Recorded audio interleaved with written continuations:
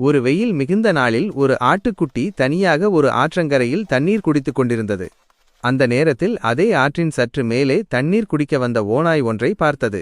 ஓநாய் மிகவும் கொடூரமான எண்ணம் கொண்டது. ஓநாய் வேகமாக ஆட்டுக்குட்டியின் அருகே வந்து கோபத்துடன் கர்ச்சித்தது. "நீ யார்? ஏன் நீ என் தண்ணீரை சுத்தமில்லாமல் கலக்குகிறாய்? அதனால் எனக்கு சுத்தமான தண்ணீர் கிடைக்கவில்லை" என்று கேட்டது. ஆட்டுக்குட்டி மிகவும் பயந்து நடுங்கியது. பணிவாக ஓநாயை பார்த்து, "ஐயா, நீங்கள் ஆற்றின் மேல் பகுதியில் இருக்கிறீர்கள், நான் கீழ்ப்பகுதியில் இருக்கிறேன். அதனால் நான் குடிக்கும் தண்ணீரால் உங்களுக்கு எப்படி சுத்தமில்லாமல் போகும்?"